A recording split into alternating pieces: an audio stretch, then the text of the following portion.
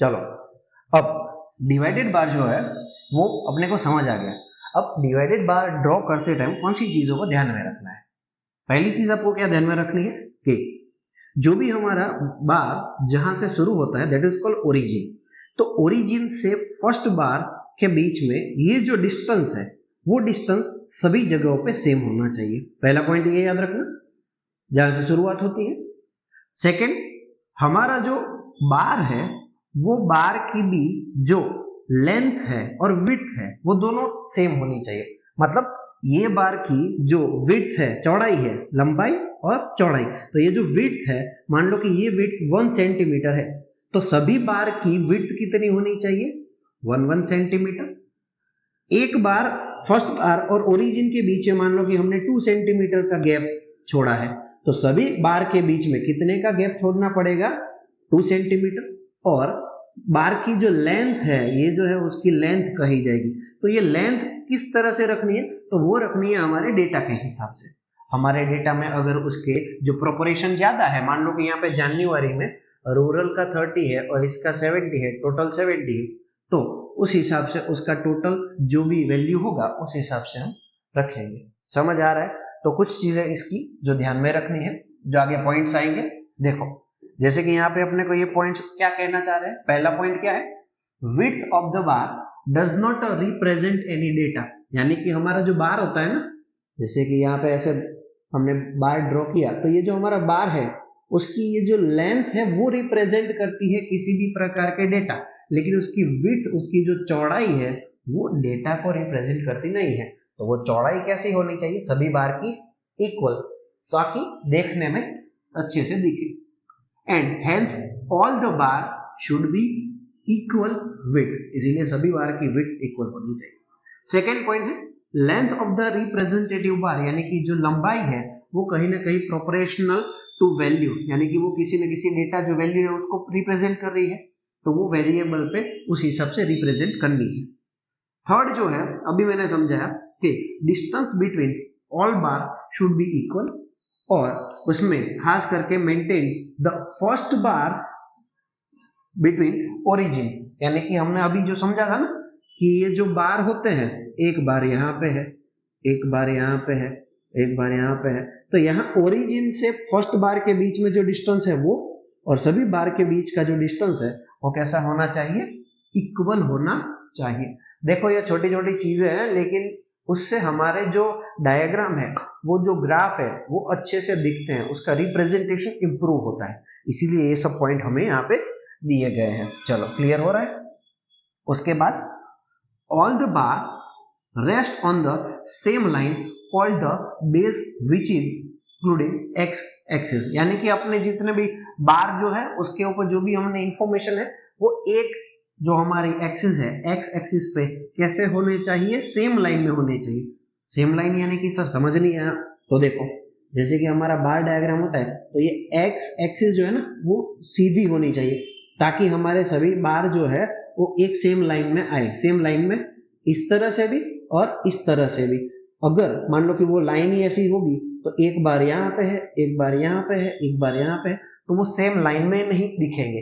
इसीलिए हमें x axis जो है वो कैसी रखनी है? एक लाइन में रखनी है। ठीक है, नेक्स्ट ये खत्म होता है। उसके बाद आज के टाइम पे, इन टुडेज टाइम, हम क्या कर सकते हैं? कंप्यूटर टेक्नोलॉजी की मदद से जो हमारा डायग्राम है वो, यानी कि ग्राफ जो है, उसके बार हॉरिजॉन्टली और वर्टिकल दोनों तरीके से बार बना सकते हैं bye computer technology. All the vertical bar should be arrange, जितने भी हमारे वर्टिकल बार है, आप समझना है तो देखो ये जो हमारी डेटा लाइन है उसके अंदर हमने ये जो बार ड्रॉ किए हैं वो इस तरह से भी ड्रॉ कर सकते हैं और हम इस तरह से भी ड्रॉ कर सकते हैं। तो उसकी डेटा की इंफॉर्मेशन यहाँ पे लिखी होगी, ये इस तरह से वर्टिकल और हॉरिजॉन्टल दोनों तरीके कर सकते हैं।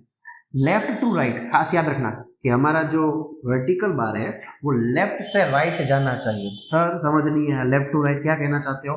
समझो, हमारे पास जो इंफॉर्मेशन है उस इंफॉर्मेशन में पहली इंफॉर्मेशन ये है कि किसी चीज जो है उसकी सेल हमें बताई गई है। चलो सेल, तो जो भी हमारे पास सेल का डेटा है और सामने हम उसको ईयर में दिखा रहे हैं।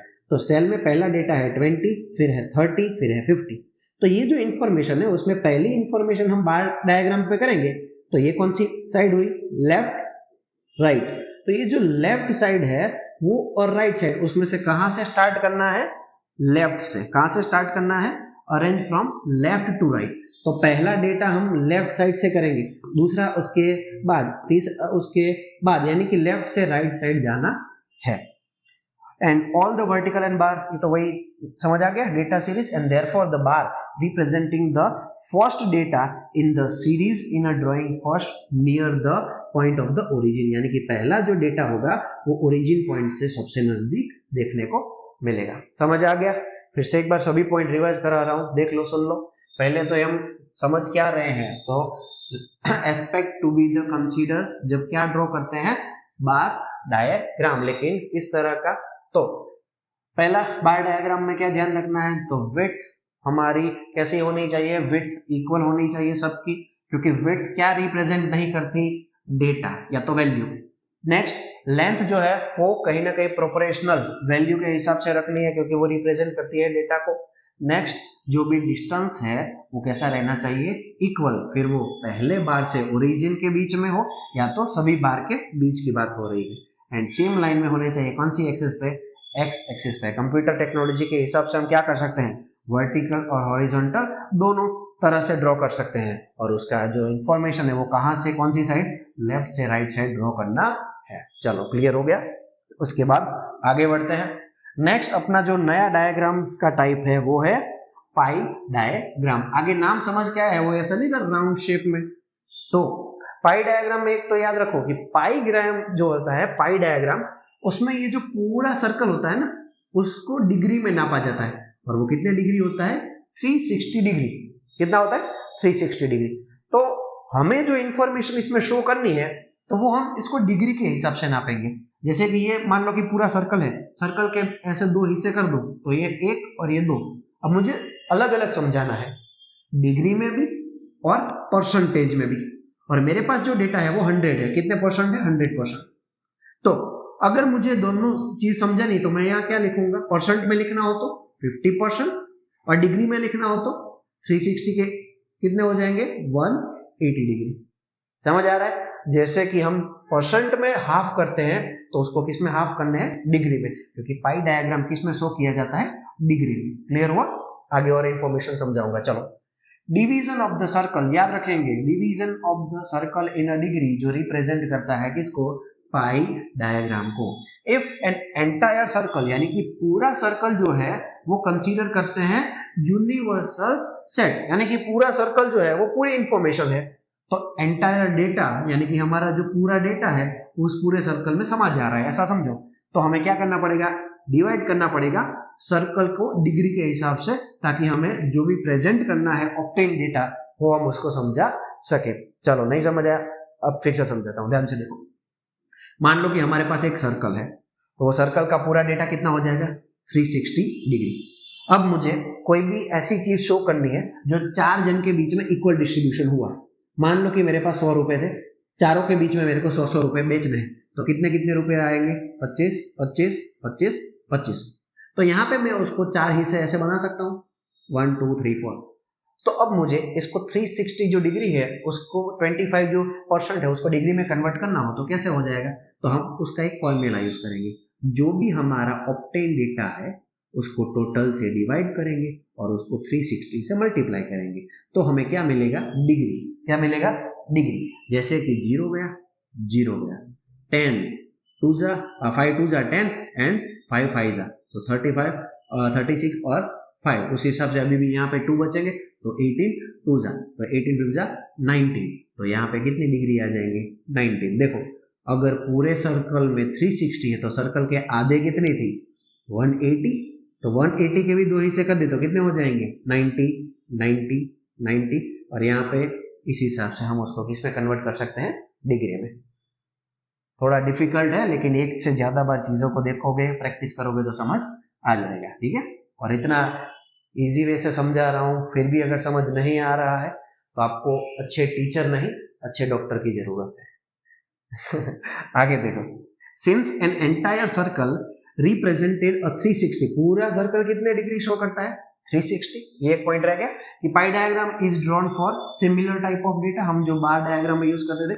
एंटायर डेटा 360 को रिप्रेजेंट करता है, तो हमारा जो सेक्शन जो डिवीजन करना पड़ेगा हमारे डेटा को, ताकि हम उसको किसको रिप्रेजेंट कर सकते हैं, divided circle into degree proportional each data section. In other word, अलग शब्दों में कहे तो diagram which is draw by the representing subdivisions of the entire data and proportion degree in a circle is called pie diagram. यानी कि हमारे पास जो data है, हमारे पास 100 रुपए है, 100 रुपए को अगर हमें डिग्री में कन्वर्ट करना है और उसको अलग अलग सेक्शन या तो डिवाइड करने हैं, जैसे कि मैंने किए थे 4 हिस्सों में डिवाइड, तो उस हिसाब से उस प्रोपोर्शन को हम डिग्री में कन्वर्ट करेंगे तो उसको कहेंगे पाई डायग्राम। चलो क्लियर हुआ। आगे अब हमें समझना है पाई डायग्राम। देखो हमें यहाँ पे एक इंफॉर्मेशन दी है, पहले तो हमें उसका फॉर्मूला याद रखना है कि किसी भी नंबर को प्रोपोर्शन को डिग्री में कन्वर्ट करना है तो component value divide by total value multiply 360 degree, जैसे मैंने वो 100 वाला किया था। अब percentage of the pocket money जो स्पेंड किए हैं स्टूडेंट ने अलग अलग आइटमों के बीच, आइटम मतलब टूल्स, चीजों खरीदने और उसके लिए, ठीक। पहले तो उसने क्या खरीदा, बुक्स खरीदी। बुक्स के पीछे कितने पैसे उसने स्पेंड किए, 20 रुपीज, और 20 जो है वो रुपीज में या तो डॉलर में है, उसको हमें कन्वर्ट करना है डिग्री में। यानी कि इतने सारे सर्कल, पूरा तो 360 है ये, तो उसमें 20 रुपीज में कैसे शो करूंगा, तो उसके लिए मैंने फॉर्मूला यूज किया ये वाला, 20 multiply 360 divide by total value कितनी है, यानी कि टोटल कितने रुपए मिले थे उसको, 100 रुपए मिले थे, तो उसमें से 20 रुपए चले गए, यानी कि उसने 72 डिग्री, तो यहाँ पे हम इसको 72 डिग्री नापेंगे और 72 डिग्री के हिसाब से उसको हम क्या कर देंगे, बुक्स के पीछे स्पेंड किए हुए मनी को यहाँ पे शो करेंगे। अब यहाँ पे हम क्या नहीं दिखाएंगे, 72% नहीं दिखाएंगे, हम यहाँ पे उसको नापेंगे कि ये 72 है और यहाँ पे उसका सिंबल साइन यूज करेंगे कि ये बुक्स का साइन है, और इतना हिस्सा 100 रुपए में से उसने किसके पीछे खर्च किया है, बुक्स के पीछे। सेम तरह से स्टेशनरी उसने 5 रुपए की खरीदी है, तो 5 मल्टीप्लाई 360 डिवाइड बाय 100 यानी कि 18 डिग्री, तो यहाँ पे दिख रहा है 18 डिग्री। स्टेशनरी के पीछे उसने बहुत ही कम खर्च यूज किया है, इतना ही। उसके बाद सबसे ज्यादा यही दिख रहे हैं दो आइटम्स, फूड और फोन के बीच में 30% उसने 30 रुपीज यूज किया है, तो 30 रुपीज यानी कि कितने डिग्री हो रहे हैं, 108। तो देखो दोनों यहाँ पे अपने को दिख रहे हैं, और क्लोथ के पीछे उसने 15 रुपीज स्पेंड किया है, तो 54 यानी कि परसेंटेज कितने हुए, 16 हुए। एकदम इजी है, अगर ठीक तरह से फॉर्मूला और प्रैक्टिस करोगे तो समझ आ जाएगा। तो that is called pie diagram. Pi diagram के बारे में कुछ इंफॉर्मेशन, या तो उसको ड्रॉ करते टाइम कौन सी चीजों को ध्यान में रखना है। पहला, टोटल कितना होता है 360। हमारे पास जो भी टोटल होता है उसको क्या करना है, डिवाइड करना है टोटल सम को, इसमें कन्वर्ट करना है डिग्री में, क्योंकि अपने पास कितनी डिग्री है टोटल 360 डिग्री। एंड अगर हम उसको कंपेयर करना चाहे तो 2 पाई डायग्राम भी ड्रॉ कर सकते हैं साइड बाय साइड, यानी कि एक पाई यहाँ पे और एक पाई डायग्राम यहाँ पे, तो हम इस तरह से उसको क्या कर सकते हैं, इजीली कंपेयर कर सकते हैं कि देखो इसमें इस चीज के पीछे इतना खर्च हुआ है, तो इस हिसाब से कंपैरिजन इजीली कर सकते हैं। And for the data set in the smaller total value, जिसका टोटल वैल्यू स्मॉलर है, and circle with the smaller, यानी कि जिसका डेटा कम है तो उसके लिए छोटा सा सर्कल करेंगे, जिसमें डेटा ज्यादा है तो उसका लार्ज सर्कल भी कर सकते हैं। दूसरा एक ये भी तरीका है, देखो ये एक टोटल है तो उसके अंदर भी इस तरह से, और यहाँ पे उस हिसाब से उसको हम स्मॉल नंबर के लिए छोटा सर्कल, बड़े नंबर के लिए बिगर, तो इस हिसाब से भी हम क्या कर सकते हैं, ड्रॉ कर सकते हैं। आई होप आपको समझ आ रहा होगा। पाई डायग्राम ना समझ आए तो ये जो है ना, इसको 1 या 2 बार ड्रॉ करके देखो, इसको 1 या 2 बार पेन और पेज लेके बैठ जाओ, और भले एक बार देख देख के करो, फिर बिना देखे ट्राई करो, समझ आ जाएगा। क्लियर। चलो अब हमारा जो टाइप है वो है अलग अलग प्रकार के ग्राफ।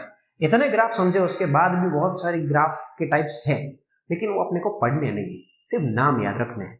शायद अगर फर्दर स्टडीज में आप बीकॉम या एमकॉम करो, वहां पे आपको ये देखने को मिलेंगे। पहले तो use of the graph is also frequently made in economic and statistics classification graph as statistical graphic इस ग्राफ की क्लासिफिकेशन देखें तो पहला होता है टाइम सीरीज ग्राफ, उसमें ग्राफ और द कंटिन्यूअस फ्रीक्वेंसी डिस्ट्रीब्यूशन। तो देखो अलग अलग प्रकार के ग्राफ ड्रॉ कर सकते हैं। एक होता है हिस्टोग्राम। हिस्टोग्राम ऐसा होता है, देखो नंबर्स को डिवाइड करके उसको इस तरह से हम शो कर सकते हैं। ओके, सेकेंड अपना होता है फ्रीक्वेंटली जो भी पॉलीगॉन। तो फ्रीक्वेंसी पॉलीगॉन कौन सा है, ये वाला कि अपने को एक इंफॉर्मेशन दी है, फ्रीक्वेंसी दी है और इस हिसाब से हम क्या करेंगे, उसके डॉट्स को कनेक्ट करेंगे और उसके ट्रेंड को जानेंगे, that is called frequently polygon. फिर होता है फ्रीक्वेंसी कर्व। फ्रीक्वेंसी कर्व कैसा होता है, इसके प्रीवियस भी हमने एक बार समझा था कि इस तरह से जो कर्व की डिजाइन को हम ये दोनों इक्वल जैसे ये सेम ही है। एंड दूसरा होता है कम्युलेटिव फ्रीक्वेंसी पॉलीगॉन एंड उसमें एक होता है ये चारों के चारों मैंने यहाँ पे समझा दिए हैं आपको, मतलब कि फोटोज दे दिए हैं क्योंकि इसके नाम नहीं याद रखने, या तो नाम भी याद नहीं रखोगे तो भी चलेगा, ठीक है। लॉगरिथमिक ग्राफ होता है, जो लॉगरिथमिक जो ग्राफ है उसमें हम 4 कोऑर्डिनेट को यूज करते हैं, 4 कोऑर्डिनेट, एक यहाँ पे और एक यहाँ पे, ठीक है। आगे फर्दर स्टडीज में आप देखोगे, इसको समझोगे। तो यहाँ पे ये हमारा जो टाइप्स ऑफ ग्राफ था वो क्या होता है, कंप्लीट होता है। आगे नेक्स्ट देखते हैं time series graph. Time series खास करके इसके लिए जो है ट्रेड साइकिल और इकोनॉमिक एक्टिविटी, जिसमें शॉर्ट टर्म का हो या लॉन्ग टर्म का हो, रेगुलर या तो इनरेगुलर जो इरेटिक चेंजेस होते हैं उसको समझने के लिए क्या यूज होता है, टाइम सीरीज ग्राफ। एंड खास करके trends such as changes is obtained with the help of the statistical tools, जो भी बदलाव चेंजेस ट्रेंड आ रहा है वो। एंड जब ग्राफ ड्रॉ किया जाता है taking this changes as a variable and time period as base, then such graph are called time series graph. यानी कि ऐसे ग्राफ जो कहीं ना कहीं कंपैरिजन करने के लिए, ट्रेंड को जानने के लिए ड्रॉ किए जाते हैं, उसको हम टाइम सीरीज ग्राफ बोलते हैं।